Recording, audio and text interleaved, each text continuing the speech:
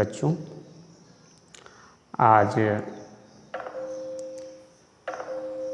Online classes के YouTube channel के माध्यम से हम आप सभी को तुलसीदास जी के द्वारा रचित धनुष भंग शीर्षक का अर्थ समझाने का पूर्ण प्रयास करने जा रहे हैं। तो आते हैं, सबसे पहले पढ़ते हुए चलते हैं, वर्ड मीनिंग बताते हुए।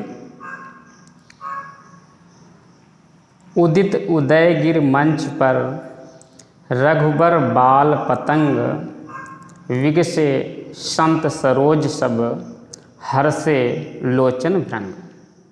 तो सबसे पहले हम संदर्भ पे आते हैं। ये प्रस्तुत दोहा छंद हमारी पाठ्य पुस्तक हिंदी के धनुष भंग नामक शीर्षक से अवतरित है। और ये धनुष भंग शीर्षक श्री महाकवि तुलसीदास जी के द्वारा रामचरितमानस के बालखंड से संकलित है। इसके बाद प्रसंग इस दोहा छंद में महाकवि तुलसीदास जी ने श्री रामचंद्र जी के बाल सूर्य के समान, उदयाचल पर्वत के समान बने हुए मंच पर चढ़ने का बड़ा ही मनोहारी चित्रण प्रस्तुत किया है। तो आते हैं इसकी व्याख्या पर। वर्ड मीनिंग बताते हुए हम चलते हैं। उदित उदयगिर मंच पर रघुवर बाल पतंग।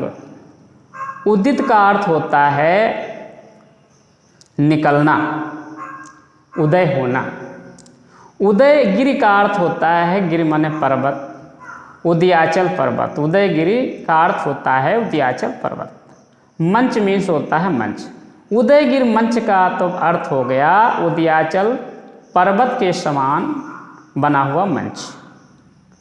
रघुबर बाल पतंग, यहाँ रघुबर का अर्थ है श्री रामचंद्र जी से, और बाल पतंग का अर्थ होता है बाल सूर्य, यानी प्रातःकालीन सूर्य। विगसे मीन्स होता है विकसित होना अर्थात खिलना। संत मीन्स होता है संत। सरोज मीन्स होता है कमल। सब हर्षे, हर्षे मीन्स हर्षित होना, आनंदित होना। लोचन मीन्स होता है नेत्र, और भ्रंग माने होता है भ्रमर या भौरे।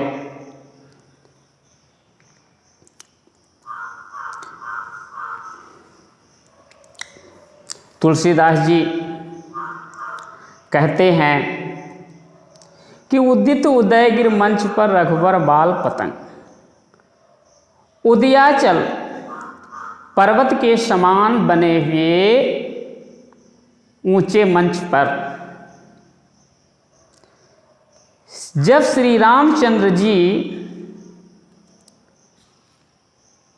बाल सूर्य के समान उपस्थित होते हैं, तो उन्हें देखकर विगसे संत सरोज सब, सभी संत रूपी पुष्प जो है वो खिल उठते हैं, तथा उनके नेत्र रूपी भौरे आनंदित हो उठते हैं। भाव ये है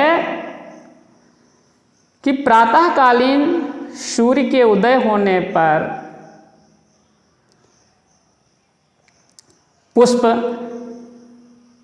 खिल उठते हैं और भंवरे जो है उन पुष्पों का रस पान करने के लिए आनंदित हो उठते हैं। ठीक इसी प्रकार जब श्री रामचंद्र जी उदयाचल पर्वत के समान बने हुए मंच पर उपस्थित होते हैं तो उन्हें देखकर समस्त संत लोग प्रसन्न मुद्रा में हो जाते हैं और उनके नेत्र जो है आनंदित हो उठते हैं, अर्थात बहुत खुश हो जाते हैं। आगे चलते हैं चौपाई छंद पे। नृपहि केरि आशा निसनासी बचन नखत अवली न प्रकाशी। यहाँ से चलते हैं और लास्ट में है गणेश गोसाई। तो इन पंक्तियों का जो चौपाई छंद हैं इनका हम अर्थ बताने से पहले संदर्भ के बारे में हम थोड़ा बताते हैं कि ये जो पंक्तियां हैं जैसा कि तुलसीदास के द्वारा रचित हैं, तो इन पंक्तियों में तुलसीदास जी ने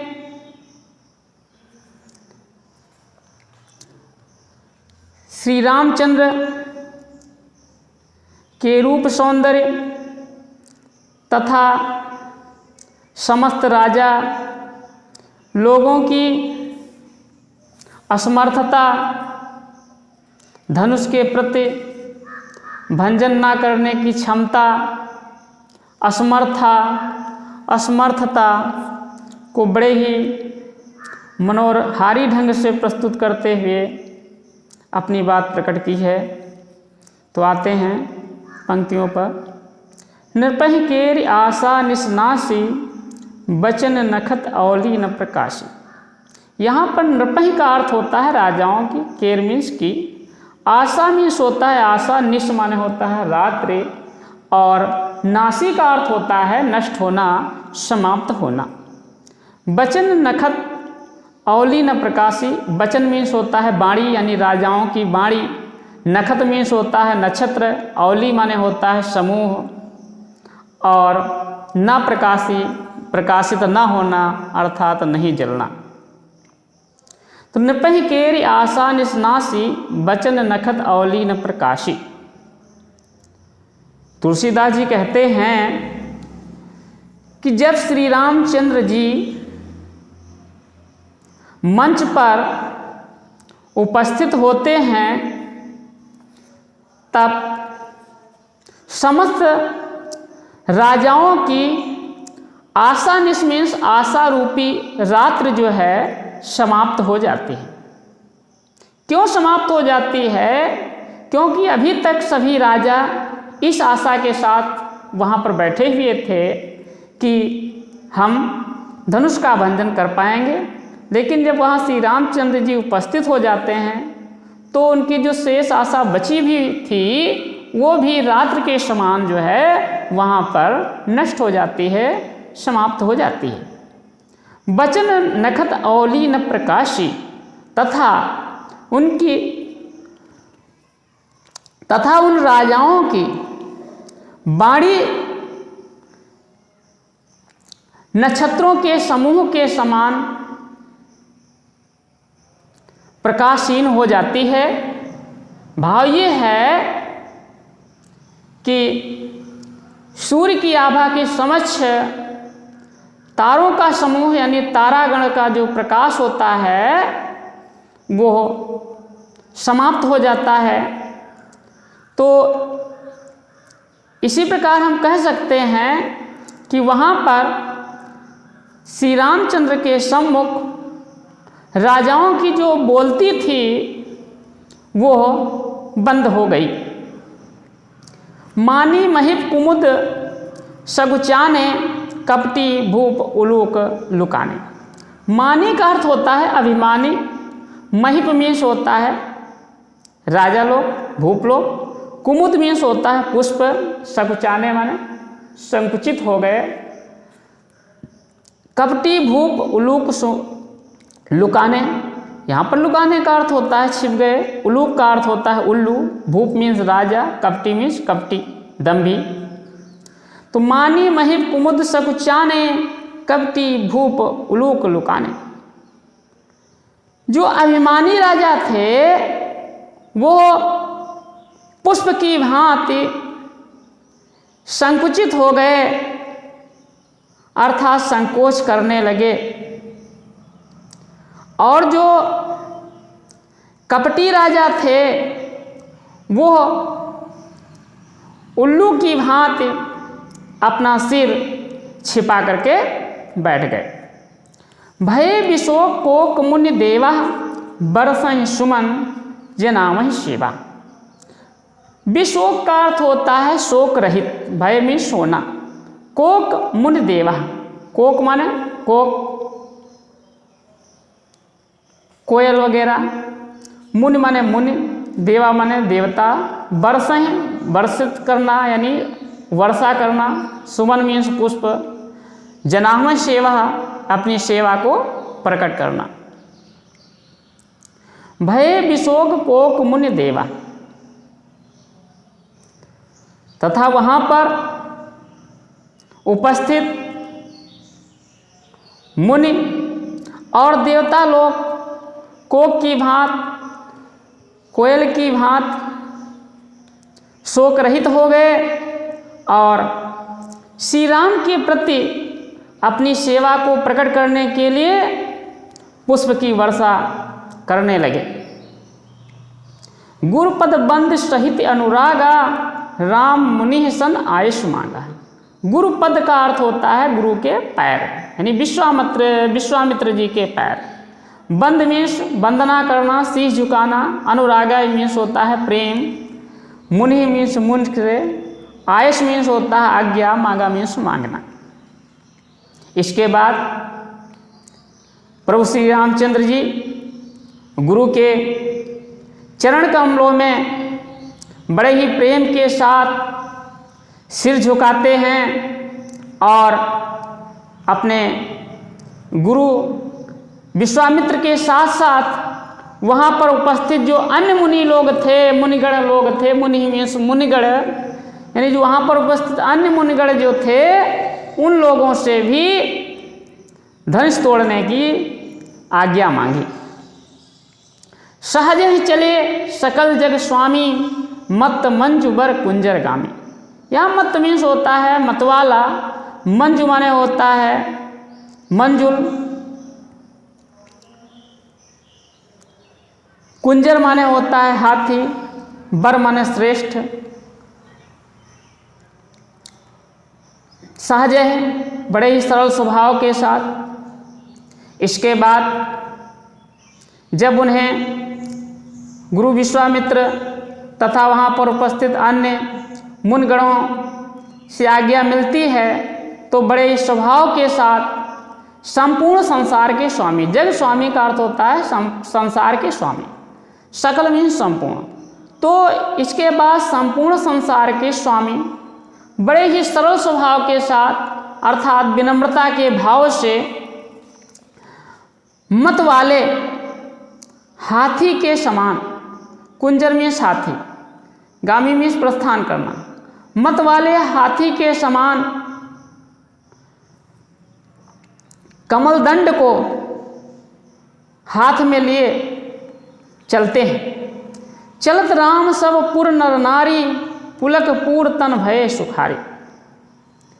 श्री रामचंद्र जी को चलते हुए देखकर वहाँ पर उपस्थित पुरमीस नगर यानी नगर के समस्त स्त्री और पुरुष रोमांचित हो उठते हैं और पुलक पूर तन भय सुखारी और शरीर से अत्यंत सुख की अनुभूति करते हुए सिर्फ पुलक पूर तन भय सुखारी शरीर से अत्यंत आनंद का भाव ग्रहण करते हुए रोमांचित हो उठते हैं। बंद पितर सुर सुकृत संहारे, जो कहूँ पुण्य प्रभाव हमारे। वह समस्त नगर निवासी अपने बंद पितर मीन पूर्वज, अपने पूर्वजों की वंदना करते हैं, अर्थात अपने पूर्वजों को याद करते हैं। सुर सुकृत संहारे और देवताओं की बार बार याद करते हैं और ये कहते हैं कि जो कुछ पुण्य प्रभाव हमारे, अगर हमारे पूर्व जन्म के प्रभाव कुछ अच्छे हैं, ऐसा कहा जाता है कि मनुष्य के द्वारा पूर्व जन्म में किए गए कर्मों का प्रभाव उन्हें अवश्य प्राप्त होता है। इस आशा के साथ समस्त नगर निवासी यह कहते हैं कि तो शिवधन मृणाल की नाई, तो रहो राम गणेश गोसाई। तो समस्त नगर निवासी ये कहते हैं कि हे गणेश जी, यदि मैंने आपको सच्चे मन से याद किया है तो श्री रामचंद्र जी शिव धनु यानी शिव जी के इस धनुष को मृणाल यानी कमल दंड के समान, कमल दंड के समान तोड़कर रख दें, अर्थात शिव जी के इस धनुष को आसानी से तोड़ दें। राम प्रेम समेत लख सखी समीप बुलाए, सीता मातु स्नेह बस बचन कहत बिलखाए। अब अगले दोहे छंद पे आते हैं। तो इस दोहा छंद में संदर्भ वही रहेगा, प्रसंग पे हम आते हैं।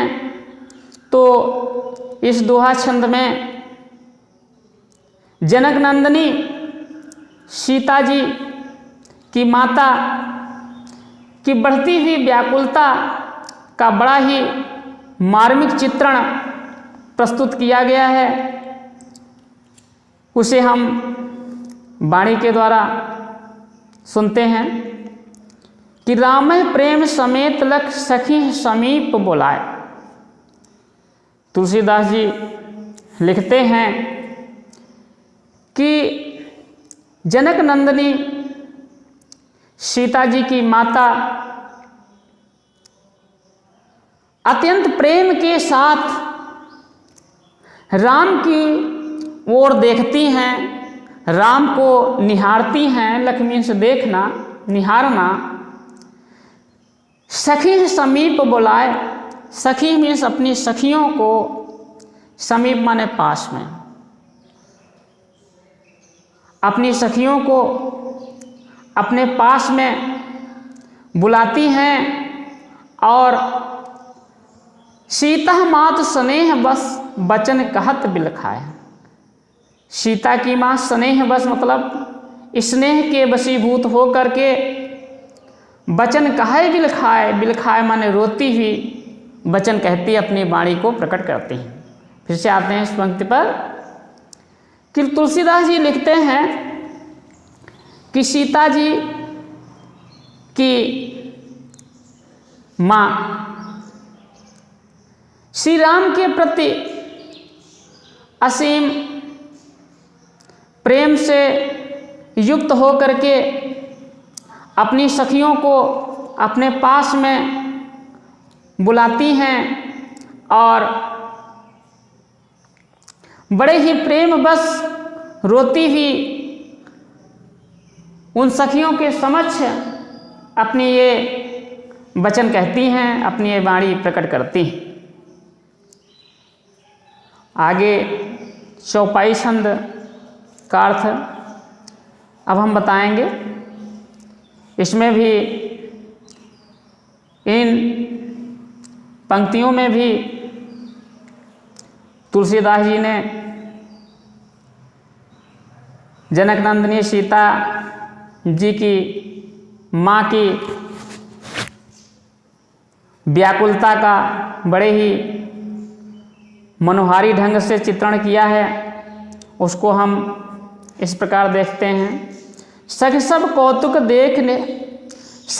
कौतुक देखने हारे, जेव कहावत हेतु हमारे।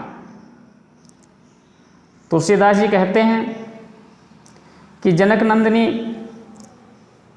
सीता जी की माँ अपनी सखियों से इस प्रकार अपनी बात को प्रकट करती हैं। वे कहती हैं कि हे सखी, हमने यहाँ पर उपस्थित सभी लोगों के कौतुक को अर्थात पराक्रम को देख लिया है। यहाँ पर उपस्थित सभी राजागण हार चुके हैं, धनुष भंजन में असमर्थ हो चुके हैं। जेव कहावत हेतु हमारे, तथा यहाँ पर उपस्थित हमारे हितैषी कहलाने वाले व्यक्ति भी मुझे ऐसा प्रतीत होता है कि वे मेरे हितैषी नहीं रहे। को न बुझाए कहे गुर पाही, ए बालक अस हट भल नाही। बुझाए माने होता है समझाना, कहे मीन्स कहना, गुरु माने गुरु अर्थात विश्वामित्र, को माने कोई, हट माने होता है जिद, भले माने अच्छी। को न बुझाए कहे गुरु पाही, ए बालक अस हट भल नाही।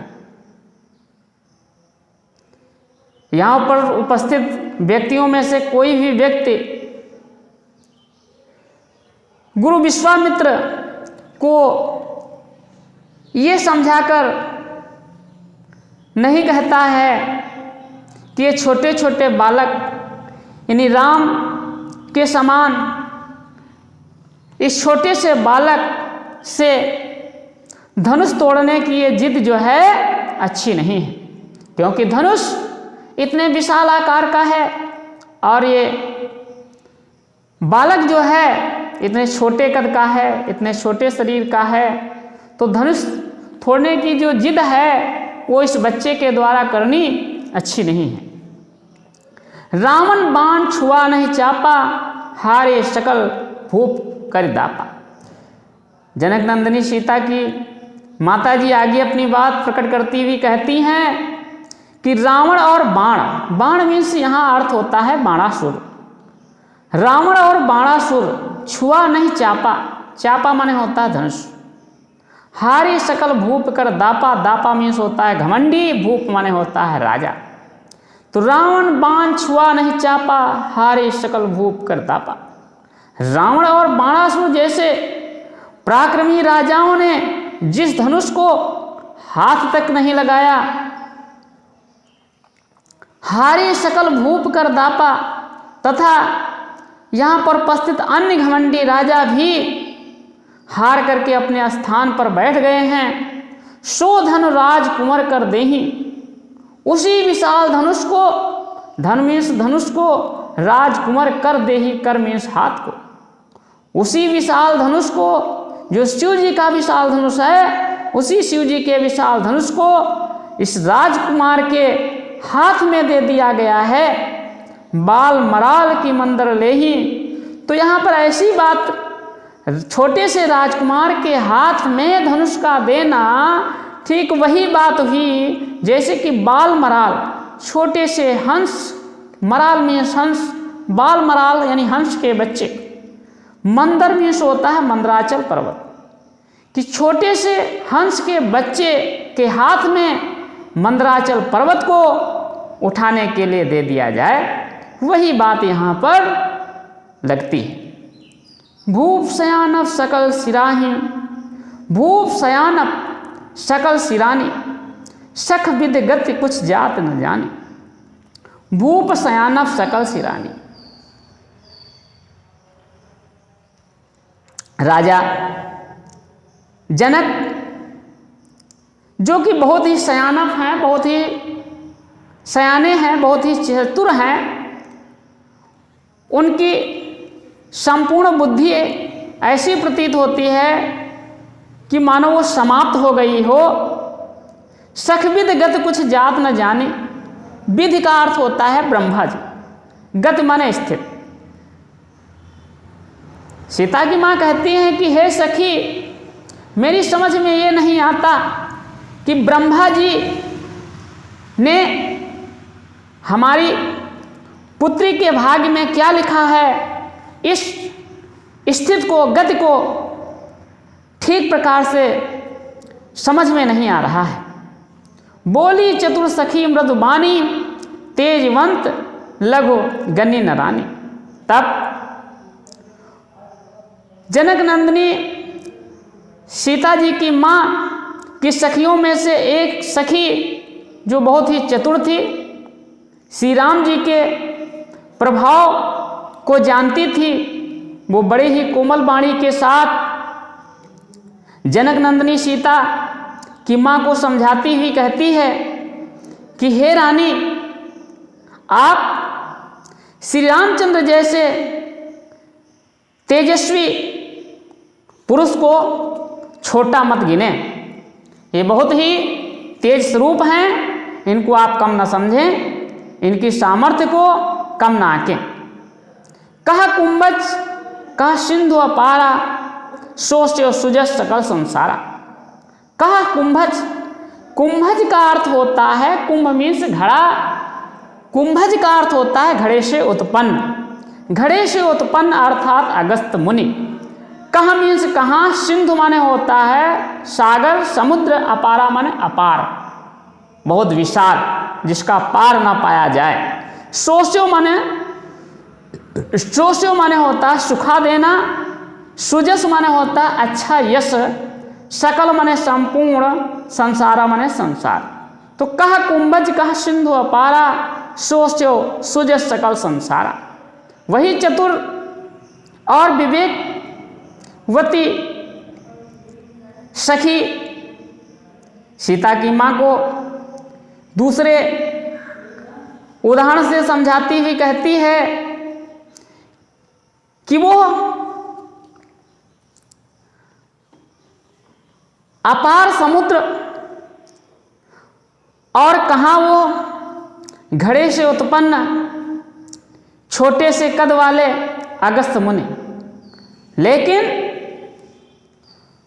उस अगस्त मुनि ने अपार सागर के जल को बड़े ही सरल भाव के साथ सुखा दिया था, जो सारे संसार में समाया हुआ था। और इस प्रकार सागर के जल को सुखाकर उसने पूरे संसार में सुजस यानी अच्छा यश जो है प्राप्त कर लिया। रवि मंडल देखत लघु लागा, उदय तास त्रिभुवन तम भागा। एक दूसरा उदाहरण प्रस्तुत करती हुई प्रिय सखी कहती है कि हे रानी, वो रवि का मंडल अर्थात सूर्य मंडल देखत लघु लागा, जो देखने में लघु यानी बहुत छोटा लगना, वो तारा मंडल जो देखने में बहुत ही छोटा लगता है, लेकिन जिसके उदय होने पर, जिसके निकल होने पर त्रिभुवन तम भागा। त्रिभुवन का मतलब होता है तीनों लोक, तम मीन्स होता है अंधकार, भागा मीन्स भाग जाना। तीनों लोकों का अंधकार भाग जाता है अर्थात समाप्त हो जाता है। जब प्रातःकाल सूर्यमंडल अपने अस्तित्व में आता है तो तीनों लोकों का अंधकार समाप्त हो जाता है, और उदय होने पर उसके प्रकाश के सम्मुख तीनों लोकों का अंधकार दिखाई नहीं देता है। लेकिन वो उदय होने से पहले सूर्यमंडल भी देखने में बहुत ही छोटा लगता है। ठीक उसी प्रकार ये श्री रामचंद्र जी जैसे पुरुष को आप इतना छोटा अर्थात कम महत्वहीन न समझें, ये बहुत ही तेजस्वी और पराक्रमी हैं। इस प्रकार अनेक उदाहरणों के द्वारा जनक नंदिनी सीता की माँ की बढ़ती हुई व्याकुलता को उनकी प्रिय सखियों में से एक बहुत बहुत प्रिय सखी इस प्रकार कम करती है। मंत परम लख जास बस विधि हर हर सुर सर्व, महामत्त गजराज कहूँ बस कर अंकुश खर्व। अब आगे हम अगले इस दोहे का अर्थ शब्द अर्थ बताते हुए चलते हैं।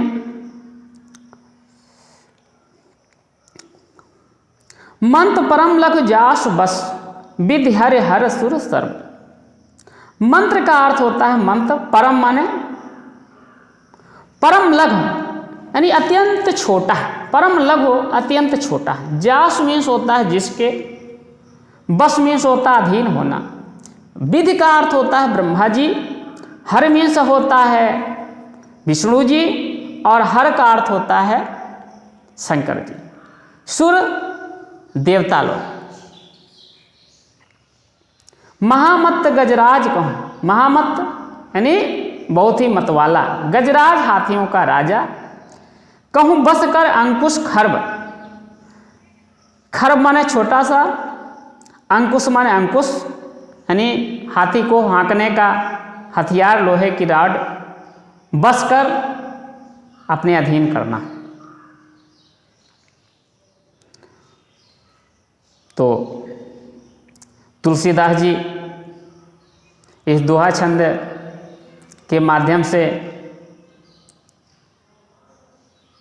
कहते हैं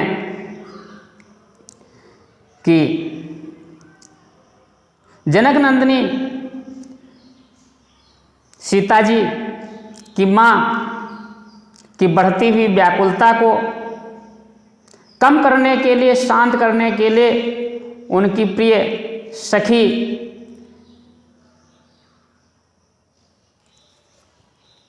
एक इसी प्रकार का अन्य उदाहरण देती हुई कहती है कि मंत परम लख जास बस विधि हर हर सुर सर्व। हे रानी, वो मंत्र भी बहुत ही छोटा सा होता है जिसका स्मरण करने से ब्रह्मा जी, विष्णु जी, शंकर जी तथा समस्त देवता लोग उस छोटे से मंत्र के बस में पूर्णतया हो जाते हैं। महामत्त गजराज कहूँ बसकस अंकुश खर्व। और वो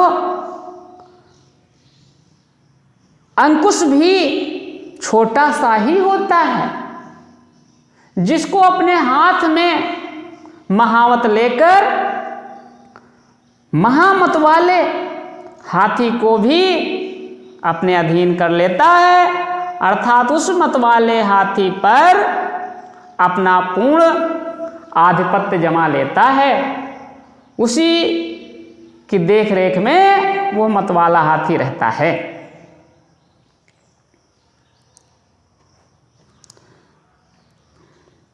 आगे हम तुलसीदास के द्वारा रचित चौपाई छंद पे हम चलते हैं। काम कुसुम धन सायक लीने, सकल भुवन अपने बस कीन्हे। देव तजय संशयस जानी भंजहो धनुष राम सुनि रानी। सखी बचन सुनि पै प्रतीति मिटा विषाद बढ़ी अति प्रीति। तब रामह बिलोक वै देहि सभय हृदय बिनवत जेहि तेहि। मन ही मन मनाव कुलाहि हो प्रसन्न महेश भवानी। करऊँ सफल आपन सेवकाई करहित हरहु चाप गरुआई। गणनायक वरदायक देवा आज लगे कीन्ह्यो तुय सेवा। बार बार बिनती सुनि मोरी करऊँ चाप गुरता अति थोरी। तुलसीदास जी कहते हैं कि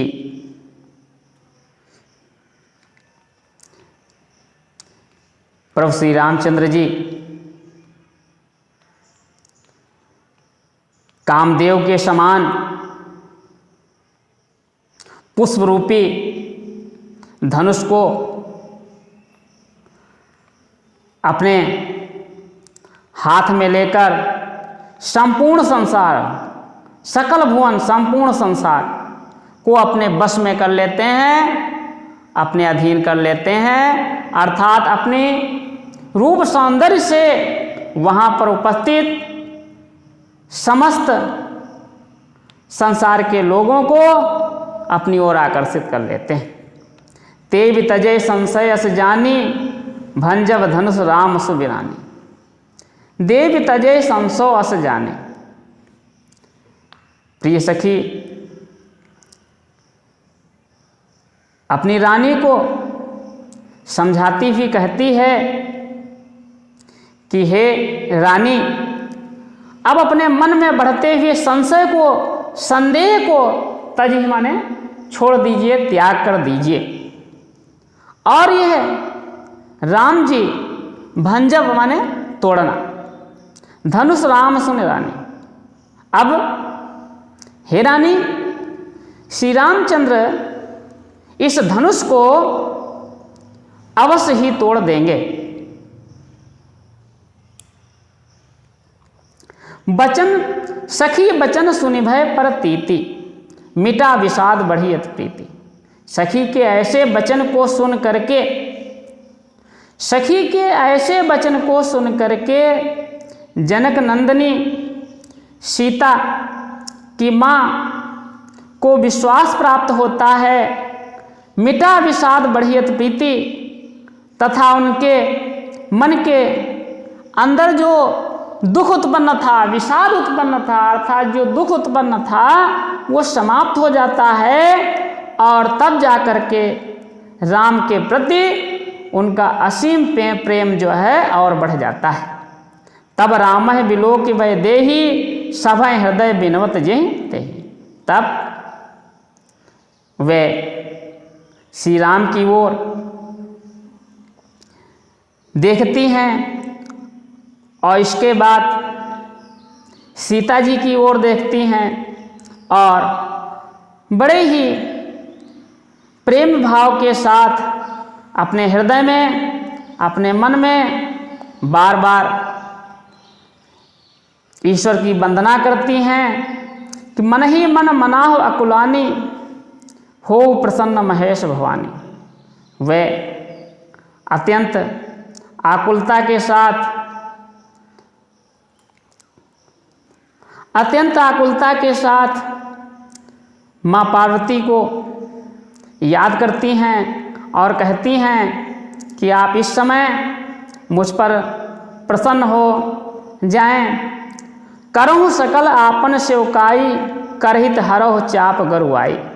यदि मैंने आपकी सच्चे अर्थों में अभी तक सेवा की है तो आप के प्रति की गई सेवा को आप सफल कर दें।